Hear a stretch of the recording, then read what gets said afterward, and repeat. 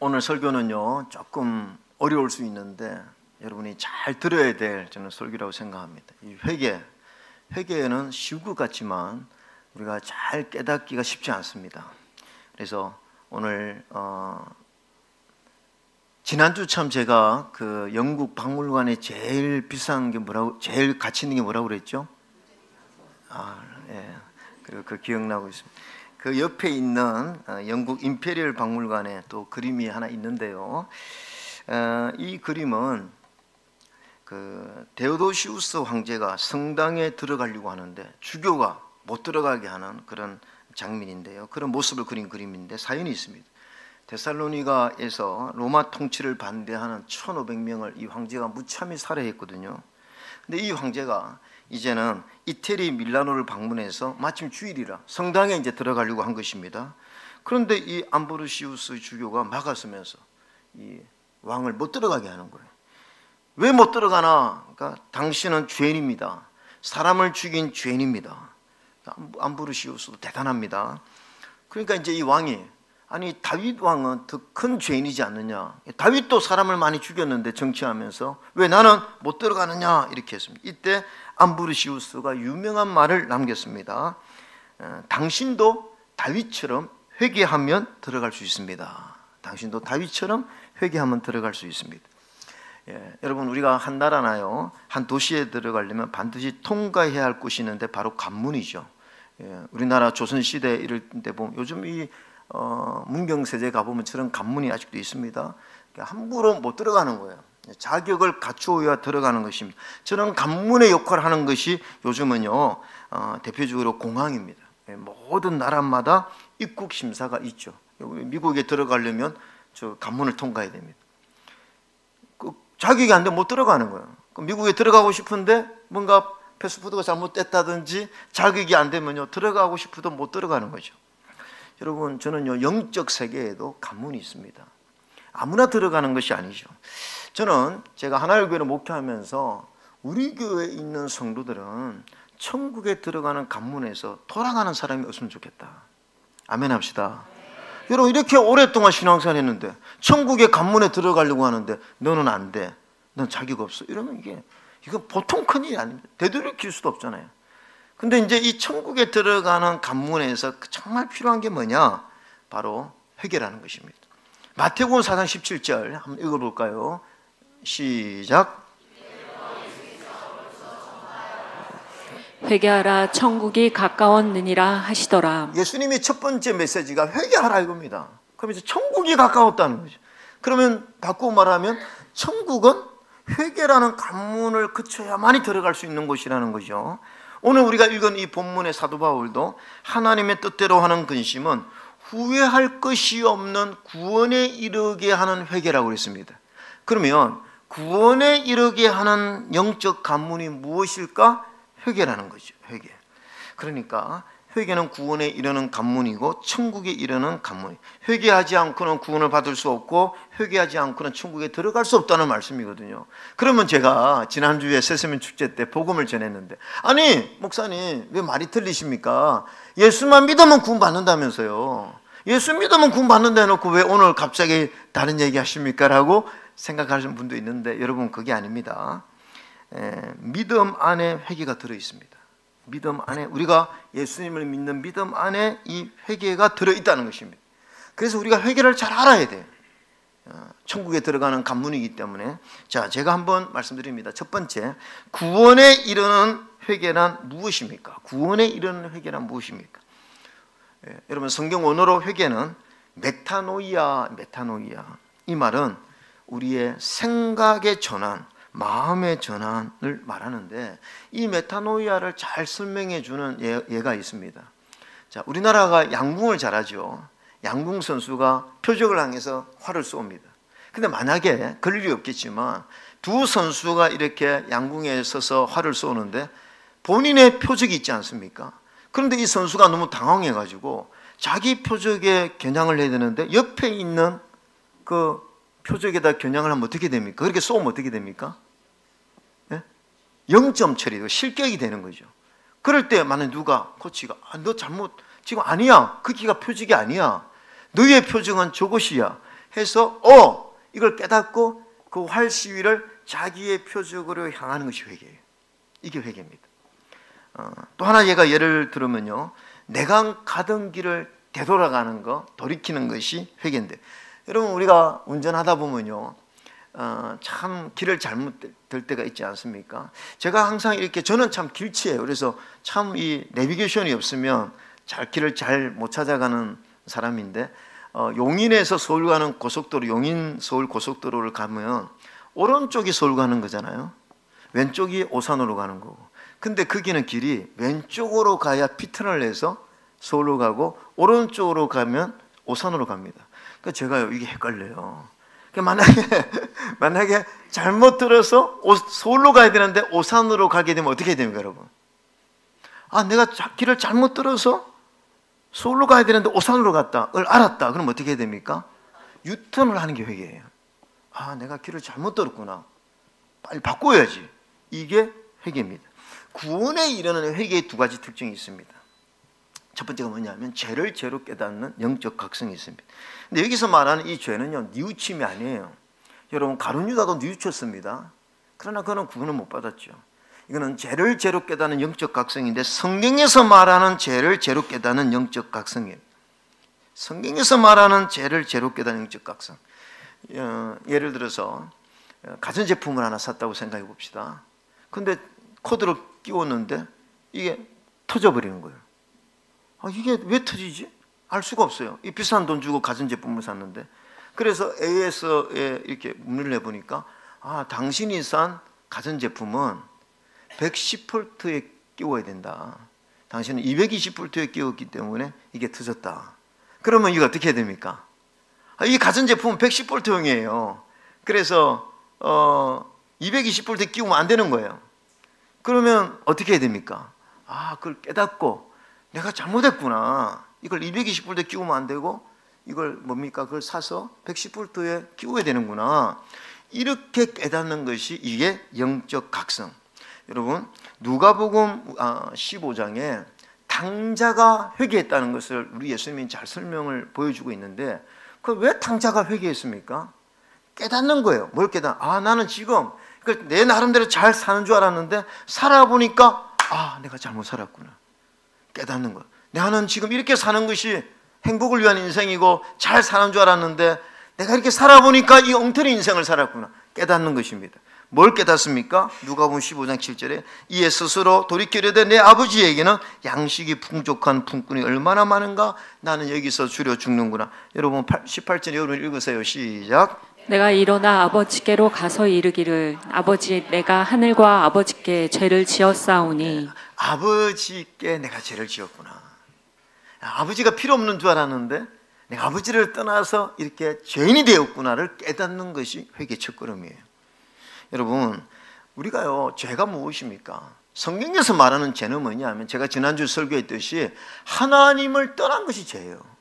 그리고 하나님을 떠나서 살 수 있다고 생각하는 것이 죄라고 말씀을 했습니다. 그래서 여러분이 예수님을 믿게 되면 예수님이 우리에게 명령한 예식이 있습니다. 우리 교회도 부활절 되면 이제 강단이 침례탕이에요. 그래서 우리 부활절 때 침례를 주잖아요. 여러분, 왜 침례를 받습니까? 침례는 뭐냐? 물속에 들어갔다가 다시 나오는 것입니다. 주님과 함께 내 죄를 장사 지내고 일어나면서 주님의 부활과 함께 내가 부활한다는 신앙 고백으로 침례를 받는데, 여러분, 그럼 침례를 받을 때 내 죄가 뭡니까? 내가 무슨 죄를 이렇게 주님과 함께 장사를 지냅니까? 십자가의 못을 박습니까? 여러분, 그 죄, 여러 가지 죄가 있지만 그 죄가 뭐냐면, 우리가 이제 갈라디아서 2장 20절에 이렇게 고백합니다. 내가 그리스도와 함께 십자가에 못 박혔다는 것이죠. 그리스도와 함께 십자가에 못 박혔다는, 그럼 뭐가 십자가에 못 박히는 게 뭡니까, 여러분? 그게 뭐냐면, 이제는 내가 사는 것이 아니다. 내가 주인 돼서 살아왔는데 이제 내가 주인 돼서 사는 것이 아니요, 내 안에 그리스도께서 사신다. 이 말은 이제 주님이 나의 주인이십니다. 이 고백, 이걸 깨닫는 것이 회개예요. 그래서 내가 죄인인 것을, 내가 그동안 죄인이었구나, 내가 이제 죄를 지으면 안 되겠구나, 그게 뭐냐? 하나님을 떠나서는 내가 살 수 없다. 이걸 깨닫는 것이 회개고, 두 번째는 뭐냐면 회개에 합당한 열매가 맺어진다는 거죠. 회개에 합당한. 그렇게 주님을 내 인생으로 주인으로 삼는 것, 그 돌이키는 것이 이제 회개라면 그런 자의 삶은 어떻게 되겠습니까?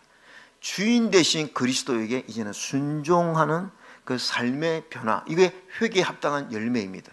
여러분, 삭개오가 우리는 구원받았다고 믿습니다. 삭개오는요, 그동안 많은 나쁜 짓을 저질렀고 또 돈에 욕심이 많은 사람이었고, 근데 우리는 어떻게 삭개오 회개를 저 사람 회개했다고 알 수 있습니까? 그것은 삭개오가 이렇게 고백했습니다. 주께 여짜오되 주여 보시옵소서, 내 소유의 절반을 가난한 자들에게 주겠사오며 만일 누구의 것을 속여 빼앗은 일이 있으면 내 갑절이나 갚겠나이다. 지금까지는 자기가 인생의 주인 되어 살아왔는데 주님 만나고 보니까 내가 죄인 걸 깨달은 거예요. 그래서 이제는 내 삶의 변화를, 그 회개에 합당한 삶을 보여주니까 이 사람 진짜 회개했구나 알 수가 있는 거죠. 여러분, 회개라는 단어, 우리나라 단어도요, 이게 두 개의 한자가 합쳐진 거예요. 회는 뭐냐 하면 뉘우치는 겁니다. 각성하는 것, 깨닫는 것입니다. 개가 무엇입니까? 고칠 개예요. 그 회개는 잘못을 뉘우치고 인정할 뿐만 아니라 그 행동을 고치는 것까지 포함되어야 이게 회개라는 것이죠.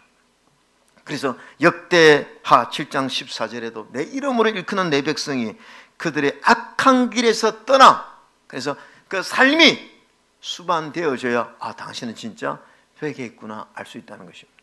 여러분, 예를 들어서 좀 제가 극단적인 예화를 드리면, 남편이 다혈질이고 분노 조절 장애가 있고 아내를 폭력을 한다고 생각해 봅시다. 근데 이 남편이 아내를 폭력을 했습니다. 그리고는 너무 잘못했다고 무릎을 꿇고 이렇게 용서를 구한 거예요. 그런데 그 다음에 또 폭력을 행해요. 또 폭력을 행해요. 매일 폭력을 하고 나면 미안하다 그래요. 내 다시는 안 그런다 그러고 잘못했다 그러고. 근데 십수년 그 폭력을 멈추지 않습니다. 이분 회개한 사람입니까? 아니에요. 회개는 뭐냐 하면 그 폭력을 멈추는 것이 회개인 줄로 믿습니다. 그래서 항상 회개는 뭐냐 하면 각성과 함께 그 삶이 따르는 것이 회개라는 거예요. 예를 들어서 한번 봅시다. 내가 예수님 믿는다고 영접을 했습니다. 하나님, 내가 잘못 살았네요. 나는 지금 내가 내 인생의 주인 되어서 지금까지 이렇게 살아온 내가 죄인인 걸 몰랐습니다.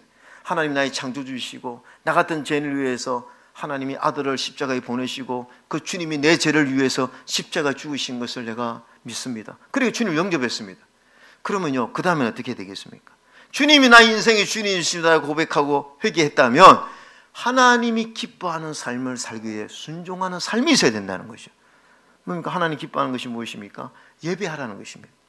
그래서 회개한 자들은 예배를 드리는 거예요. 회개한 자는 내가 부족하지만 하나님의 뜻대로 살려고 하는 순종이 포함된다는 것입니다. 근데 내가 예수 믿는다 그러면서 예배는요 싫고요. 기도 내가 죄 짓는 거 어쩔 수 없어요. 그러니까 예수님 믿는다 하면서도 전혀 내 삶에 그 주님으로부터 간섭을 받지 않는다, 주님으로부터 순종을 하지 않는다, 이러면요 그분이 예수 믿었다고 할 수가 없다. 그분의 믿음 안에는 회개가 들어있지 않는 거예요. 그래서 회개는 뭡니까?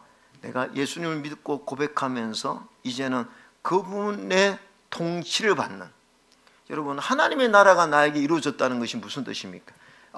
오늘 너에게 하나님 나라가 이루어졌다. 이것은 하나님이 내 인생의 왕이라는 것입니다. 하나님이 이제 나를 다스린다는 거거든요. 그래서 이 구원에는, 회개에는 반드시 제대한 각성과 그 삶의 열매가 있는데, 자, 이러면 또 우리가 약간 좀 이게 혼란스러울 수 있습니다. 그래서 제가 한 번 더 설명해 드리면, 회개는요 두 가지 종류가 있어요. 두 가지. 두 번째가 뭐냐면 칭의와 성화의 두 가지 종류의 회개가 있습니다. 이걸 여러분이 구별할 줄 알아야 됩니다. 자, 칭의의 회개가 뭐냐? 칭의의 어렵다함을 얻는 회개가 있습니다. 사도행전 2장 38절에 보면 베드로가 오순절 마가의 다락방에서 성령 받은 뒤에 예루살렘에 있는 믿지 않는 자들에게 선포했습니다. 베드로에 대해 너희가 회개하여 각각 예수 그리스도 이름으로 침례를 받고 제사함을 받으라, 제사함을 받으라. 그리하면 성령의 선물을 받으리니, 이 제사함 받는 것, 이게 칭의 회개예요. 자, 사도행전 3장 19절에 그러므로 너희가 회개하고 돌이켜 너희 죄 없이 함을 받으라. 여기에서 말하는 회개가 칭의 회개예요. 이게 뭐냐? 하나님의 자녀로 거듭나는 것입니다. 태어나는 것입니다. 그러면 여러분, 여기에서 무슨 죄를 회개하는 겁니까? 무슨 죄를 회개하는 거예요? 그게 바로 요한복음 16장 9절에 있습니다. 같이 한번 읽어볼까요? 시작. 죄에 대하여라 함은 그들이 나를 믿지 아니하며. 그들이 나를 믿지 않는 게 죄라는. 이 회개는 뭐냐면 하나님을 인정하지 않는 거예요. 하나님이 나의 창조주이심을 믿지 않는 거예요. 하나님이 나를 위해서 예수님을 이 땅에 보내주시고 그분이 나의 죄를 위해 십자가에 죽고 3일 만에 부활한 사실을 인정하지 않는, 이것이 죄예요. 그것을 믿고 받아들이는 것이 회개라는 것입니다. 여러분, 이거 일생에 몇 번 합니까? 여러분 묻습니다. 이 징의의 회개는 일생에 몇 번 합니까? 한 번 하는 거예요. 아니, 한 번 태어나는 거지. 두 번, 세 번 어떻게 태어납니까? 태어나는 건 한 번 태어나는 거예요. 그래서 이 징의는요, 반드시 이 회개는 일생에 단 한 번입니다.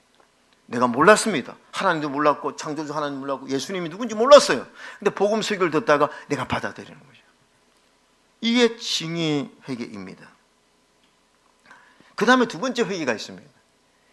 이게 뭐냐면 우리 믿는 자들의 회개예요.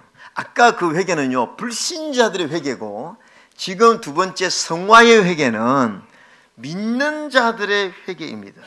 일단 회개하고 하나님이 자녀가 되고 구원의 관문에 들어선 사람도 여전히 회개가 필요합니다. 구원파라든지 옛날에 초대교회 영지주의자들은요, 회개가 필요 없다고 가르쳤어요. 왜냐하면 우리 예수 믿고 구원받았는데 왜 무슨 자꾸 죄를 회개하느냐고. 그 믿음이 없어서 그런 거라고. 그러면서 영지주의자들은요, 우리의 영이 구원을 받았으니까 육체는 마음대로 쾌락을 누리며 살아도 된다, 마음껏 살아도 된다, 회개할 필요 없다, 아이고 구원받았는데 제사함 받았는데 왜 자꾸 회개하느냐, 이렇게 가르쳤어요. 여러분, 이거는 잘못된 성경적 가르침입니다. 왜냐하면 성경에 요한일서 1장 8절 9절 한번 읽겠습니다. 한번 보세요. 시작. 만일 우리가 죄 없다고 말하면 스스로 속이고 또 진리가 우리 속에 있지 아니할 것이요. 만일 우리가 우리 죄를 자백하면 그는 미쁘시고 의로우사 우리 죄를 사하시며 우리를 모든 불의에서 깨끗하게 하실 것이요. 그렇죠. 이거는 믿는 자들에게 말하는 거예요. 자백하는 것입니다. 이거는 뭐냐? 회개, 신유 회개가 아니에요. 날마다 하나님 앞에 거룩한 삶을 살기 위해서 내 죄를 하나님 앞에 자백하는, 이거는 평생에 몇 번 해야 됩니까? 많이 하면 할수록 좋은 거예요. 우리는 매번 해야 됩니다. 매번 해. 그래서 우리 주님이 십자가에 달려 돌아가기 전에 유월절 만찬에서 주님이 발을 씻었는데 몸까지 씻어달라니까 주님이 아니다, 몸은 이미 씻었다. 그러니까 이 발을 씻는 데가 뭡니까? 우리는 날마다 우리의 죄를, 내가 구원받은 하나님의 자녀지만 우리에게는 아직 죄 속성이 남아있어서 하나님 앞에 죄를 지을 수밖에 없다는 것입니다. 근데 그 죄를 어떻게 날마다 자백하고 회개의 삶을 통해서 우리는 거룩, 하나님의 거룩을 닮아간다는 것이죠. 사도 바울이요, 구원을 받았습니다. 그런데 예수 믿고 나서 자꾸 죄를 짓는 거예요. 너무 고민스러웠어요. 그래서 뭐라고 했습니까? 내가 원하는 바서는 행하지 아니하고 도리어 원하지 아니하는 바 악을 행하는도다. 만일 내가 원하지 아니하는 그것을 하면 이를 행하는 자가 내가 아니오 내 속에 거하는 죄니라. 그러니까 내 속에 하나님을 따르고 싶은 영적인 열망이 있는 거, 또 자꾸 죄를 범하는 죄가 있는 걸 깨닫고 오래 나는 공고한 자로다, 이 사망의 몸에서 누가 나를 건져낼 고민하지 않았습니까? 그때 바울이 깨달은 게 복음의 은혜를 깨달은 것이죠. 그러면 그리스도 예수 안에 있는 자 결코 정죄함이 없다는 것이 무슨 말이냐? 내가 예수 믿고 나서 죄를 범하는 것은요, 이미 십자가에서 예수 믿고 난 이후의 모든 죄도 주님이 사해 준 줄 믿으면 아멘 합시다. 그럼 그것은 그 죄를 지었다고 천국 못 가는 건 아니에요. 그러면 왜 죄를 회개해야 됩니까? 왜 우리가 죄를 회개해야 됩니까? 여러분, 자, 당자가 다시 돌아왔습니다. 아버지에게 잘못을 깨닫고 돌아왔습니다. 그러면 당자가 어떻게 살아야 되겠습니까? 야, 기회가 주어졌다. 아버지 나를 거저줬으니까 아버지 남은 재산을 더 훔쳐서 달아나자. 그래가지고 그 아버지 재산을 또 훔쳐서 달아났다면 이게 말이 되겠습니까? 그 당자는요, 아버지에게 이제는 잘해야 되는 거예요. 나 같은 죄인을 받아줬으니까 이 아버지에게 잘하려고 노력하는 삶이 있어야 되는 거죠. 그거 없다고 해서 자녀가 아닌 건 아니지만, 그래서 왜 자범죄를 우리는 날마다 회개하고 살아야 됩니까? 이것은 아버지에게 왜 우리가 효해야 됩니까? 연인에게 왜 사랑해야 됩니까? 여러분, 그렇게 질문하는 것과 똑같은 거예요. 그래서 빌립보서 2장 12절에 이런 말씀이 있습니다. 한번 여러분 좀 같이 한번 읽어봅시다. 시작. 그러므로 나의 사랑하는 자들아, 너희가 나 있을 때뿐 아니라 지금 나 없을 때에도 항상 복종하여 두렵고 떨림으로 너희 구원을 이루라. 여러분, 빌립보서 2장에 너희 구원을 이루라는 것입니다. 아니, 이미 구원을 받았다 해놓고 왜 자꾸 구원을 이루라고 그러나요? 여기에서 말하는 구원은요, 우리가 여러분 쉽게 말해서 천국에 가는 구원을 말하는 게 아니에요. 내 삶 속에서 늘 죄에 넘어지지 않고 믿음으로 죄와 이기는 거룩한 믿음의 삶으로 승리하는 구원을 말하는 것입니다. 이것을 우리는 성화의 구원을 말하는 거예요. 그래서 우리 예수 믿는 사람은 이제 우리 인생의 목표가 무엇입니까? 하나님께 영광을 올려드리는 거죠. 그래서 하나님 빛이시니까 우리 빛된 자녀로 살아가는, 세상의 소금과 빛으로 살아가는 삶의 목표가 생긴 것입니다. 그런데 여러분, 이게 쉽지 않잖아요. 우리가 죄를 이기면서 살아간다는 게 결코 쉽지 않습니다. 우리 하나님 그걸 너무 잘 아세요. 여러분들이 죄인인 걸 너무 잘 아세요. 우리가 죄의 속성이 있다는 걸 너무 잘 아세요. 그래서 이길 힘을 주시는 은혜가 있는데 그게 뭐냐 하면 빌립보 2장 13절에 너희 안에서 행하시는 이는 하나님이시니 자기의 기쁘신 뜻을 위하여 너희에게 소원을 두고 행하게 하시나니. 성령님이 내 안에서 이 거룩한 열망을 주시는 거예요. 죄와 싸울 수 있도록, 죄를 미워할 수 있도록, 거룩한 삶을 살 수 있도록 성령님이 우리에게 소원을 주십니다. 여러분, 제가 늘 강조하지만 당신이 구원받았습니까? 구원받지 않았습니까? 그걸 증명할 수 있는 가장 좋은 방법은요, 이 거룩한 열망이 주어졌다. 갑자기 나 하나님 뜻대로 살고 싶은 열망이 주어졌고, 막 이제는 예배를 드리고 싶고, 죄 짓는 거, 나 어쩔 수 없이 죄를 짓지만 나 그거 너무 싫어요. 이제 내가 하나님의 뜻대로 살고 싶은 거룩한 열망이 있습니까? 저는요, 100% 그 사람은 구원받은 자의 증거를 갖고 있다고 생각합니다. 왜? 성령님이 나는. 저는 이걸 제가 너무 경험했기 때문에. 저는 고등학교 1학년 때 예수님 영접하고 나서요, 누가 나한테 가르치지 않았어요. 저 안에 이런 열망들이, 누가 저한테 시켜서 그런 게 내 안에 있는 성령님이 하나님 뜻대로 살고 싶어 막 죄 짓는 게 싫어지고. 그래서 제가 전도, 이번에 이제 전도 세세미 죽지 않습니까? 저는 그때 누가 저보고 전도하라고 그러지 않았습니다. 근데 내 안에 있는 성령님께서 이런 성화에 거룩한 열망을 주셔가지고, 저는요, 제가 고등학교 때 우리 반 아이가 한 60명 넘었는데 1학년, 2학년, 3학년이 같은 반이었거든요. 저는 자습 시간에 나가서 우리 애들에게, 친구들에게 복음을 전하고, 니네들 나 알지? 나 옛날에 어떻게 살은 줄 알지? 나 예수 믿고 이렇게 변했다. 예수 믿어야 된다고 막 복음 전하고. 제가 한 3년 동안요, 우리 반 아이 한 60명인데 제가 한 50몇 명을 전도한 것 같아요. 물론 그 아이들이 다 교회를 다니지는 않습니다. 지금 다 다니지는 않지만 그렇게 열심히 전도했어요. 그 왜 그럴까요? 내가 원래 이렇게 열심히 있는 자가 아니었습니다. 내 안에 성령님께서 그런 거룩한 열망을 주셨고, 여러분, 예배가 얼마나 기쁜지요. 여러분이 정말 예수 믿고 구원받은 자의 특징이 뭔지 아십니까? 예배가 기쁜 거예요. 왜냐하면 거룩한 내 영이 막 살아나니까. 이거 이해할 수 없는 거죠. 이해할 수 없는 거예요. 여러분, 그래서 하나님은요, 우리에게 성령을 주십니다. 그 성령님이 여러분에게 거룩한 삶을 살 수 있도록 도우시는 거예요. 그래서 어떤 분 이런 이야기예요. 내가 예수 믿고 나서 보니까 옛날 친구들하고 술 한잔 하면서 막 음담패설하고, 나 그게 그때는 그렇게 즐거웠는데, 재밌었는데, 내가 예수 믿고 나서 보니까 너무 그게 싫어지더라. 왜 그럴까요? 내 안에 성령님이 구원받았기 때문에 거룩한 열망을 주신 줄로 믿습니다. 그런데 하나도 이런 게 없다. 예수 믿고 나서 전혀 이런 거룩한 열망이 없다는 것은 내가 참된 회개를 했는지를 한번 살펴볼 필요가 있는 거죠. 여러분, 이것을 대표적으로 보여준 사람이 성 어거스틴입니다. 어거스틴은 주 4세기 교회에서 위대한 인물이었죠. 그러나 이 어거스틴이 원래 이렇게 거룩한 자가 아니었어요. 여러분, 얼마나 젊었을 때 장녀들과 이렇게 쾌락을 즐기고 얼마나 참 죄를 많이 지었습니까? 그런데 아까 제가 서두에서 말했던 그 암브로시우스의 주교의 설교를 듣고 감동을 받았어요. 그때 아마 하나님 영접한 것 같아요. 성령께서 감동을 주신 것입니다. 그래서 어거스틴의 고백이 무엇입니까? 무화과 나무 한 그루 앞에 섰을 때에 나 같은 죄를 용서하신 하나님의 사랑을 생각하니까 그 눈물이, 너무 은혜가 감사해서 눈물이 쏟아지는 것이죠. 나 이렇게 살아서는 안 되겠다. 하나님 거룩한 열망을 주셨어요. 그때 어거스틴에게 성령께서 집어서 읽어라. 처음에 어거스틴은요, 그 아이들의 소리인 줄 알았대요. 근데 성령이 강하게 역사하신 거예요.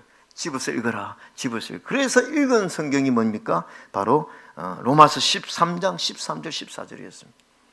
낮에와 같이 단정히 행하고 방탕하거나 술 취하지 말며 음란하거나 호색하지 말며 다투거나 시기하지 말고 14절 같이 읽을까요? 오직 주 예수 그리스도로 옷 입고 정욕을 위하여 육신의 일을 도모하지 말라. 지나간 삶을 돌이켜보니까 너무 하나님 앞에 창피하고 그때부터요 이 어거스틴은 거룩을 위해서 날마다 회개하면서 성화 하나님이 기뻐하는 삶을 살 수 있도록 했는데 이게 뭐냐? 이 어거스틴이 혼자 힘이 아니라 그 안에 있는 성령의 역사를 통해서 이 일이 가능한 줄로 믿습니다. 여러분 제가 이런 설교한다고 너무 고민하지 마세요. 사람이 한꺼번에 다 변화되는 것이 아닙니다. 어떤 사람은 그냥 단순간에 변화를 이루는 사람도 있지만 어떤 사람은 조금씩 나아지는 사람이 있어요. 여러분 뭐 담배가 나쁜 건 아니지만 담배를 피면 몸에도 안 좋고 뭐 백힌묵이잖아요. 그러니까 어떤 사람은 한 번에 탁 끊는 사람이 있습니다. 그런 사람도 뭐 좋죠. 그러나 어떤 사람은 하루에 담배가 안에 몇 개 들어있습니까? 뭐 담배 피시는 분 없으신 사람은 20개 있으면 내가 19개, 다음 주는 18개, 그 다음 주는 17개. 그래서 한 주에 하나씩 줄이면서 끊는 분도 있는 거예요. 사람은 다 다른 것입니다. 그러나 제가 말씀드리는 것은 성령이 내 안에 들어오면 조금씩 변화를 이루는 삶이 있을 때 이 자가 회개의 삶을 살고 있고 회개한 자구나를 증명할 수 있는 줄로 믿습니다. 그래서 여러분 내가 예수 믿기 전에는 교만했는데 예수 믿고 나서 교만의 끼가 사라지고 예수 믿기 전에는 욕심이 많았는데 예수 믿고 나서는 그게 없어지고 예수 믿기 전에는 늘 싸움닭 같았는데 내 얼굴에 온화함이 있고 예수 믿기 전에는 늘 거짓말하고 핑계대고 짜증냈는데 예수 믿고 나서 정직해졌다. 그런 삶의 증거가 있다면 당신은 정말 예수를 잘 믿는 것이고 당신의 삶에 회개의 삶이 있구나. 하나님 기뻐하는 삶이 있구나. 이게 뭐냐? 회개에 합당한 열매를 이루고 살고 있기 때문에 당신은 정말 예수 믿는 자다. 당신의 믿음은 온전하다. 당신은 구원받을 수 있는 그런 회개를 가졌다 말할 수가 있는 거죠. 마지막 제가 간단하게 하나 말씀드리면요, 여러분 우리의 삶에요 가장 축복이 빨리 오는 것이 뭔지 아십니까? 보세요. 신령의 회개를 하면요 막 천국이고 제사함이고 영적 은혜가 다 쏟아집니다. 그러면 예수 믿고 나서는 언제 축복이 많이 쏟아질까요? 성화의 회개를 할 때입니다. 하나님이 회개하는 자를 너무 기뻐하세요. 그럼 회개만 하면 우리가 짓고 있는 모든 죄들을 자꾸 하나님 앞에 회개하고 내 삶의 변화를 이끌어내면요 하나님은 너무나 기뻐하시기 때문에 우리를 축복하신다. 그걸 어떻게 할 수 있느냐? 여러분 구약에 호세아서가 있는데요, 이 호세아서는 이런 얘기했습니다. 이 호세아가 아내가 고멜이에요. 그런데 자꾸 바람을 피워요. 자꾸 바람을 피워요. 근데 하나님이 호세아에게 너 가서 용서하고 데리고 오라 그래요. 가서 데리고 왔어요. 근데 또 바람을 피워요. 또 데리고 왔어요. 그리고 또 값을 지불하고 또 데리고 온 거예요. 여러분 그러면서 하나님 뭐라고 말씀해요? 지금 고멜이 이스라엘이다. 이스라엘이 왜 자꾸 음란하고 왜 자꾸 하나님 앞에 죄를 짓고 그렇게 하느냐? 근데 하나님 뭐라고 말씀하십니까? 돌아오기만 하면, 너희들이 회개하기만 하면 하나님이 이런 복을 주시겠다는. 호세아 14장 5절 내가 이스라엘에게 이스라엘과 같으리니 그가 백합화같이 피겠고 레바논 백합만같이 뿌리가 박힐 것이라. 그의 가지는 퍼지며 그의 아름다움은 감람나무와 같고 그의 향기는 레바논 백합목 같으리니. 7절 여러분 읽으세요. 시작. 그 그늘 안에 거주하는 자가 돌아올지라. 그들은 곡식같이 풍성할 것이며 포도나무같이 꽃이 필 것이며 그 향기는 레바논의 포도주같이 되리라. 여러분 우리가 이 세 구절만 읽으면 하나님이 얼마나 복을 주시고 싶어하는, 돌아오기만 하면 내가 이런 풍성한 복을 주시겠다고. 그래서 여러분 우리의 삶에 우리 예수 믿는 자들이 변화되고 회개에 합당한 열매를 맺으면요 하나님 우리를 축복하시는 줄로 믿습니다. 여러분 제가 지난주 이번 금요일에도 말씀드렸지만 지난주는요 우리 10월 27일 날 기독교 110만 명이 모여서 정말 회개하는, 그래서 제가 저거 다 온라인으로 제가 다 들으면서 저도 얼마나 감동이 되고 김양재 목사님이 눈물의 호소로 기도하면서 우리가 회개하고, 그래서 제가 보면서요 제가 이런 생각을 했습니다. 야 고맙다. 우리 110만 명이 어쨌든 하나님 앞에 하나님 우리 잘못입니다.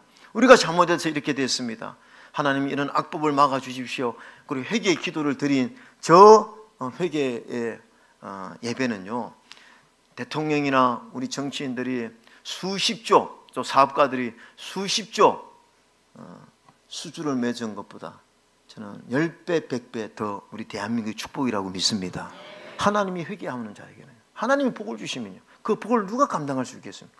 하나님이 복을 내리시면요, 저는요, 저와 여러분들이 정말 하나님 앞에 늘 회개에 합당한 열매를 맺어서 이렇게 부어주시고자 하는 하나님의 축복을 누리며 사는 우리 하나님의 성도 되어지시기를 주님의 이름으로 축원합니다. 아멘.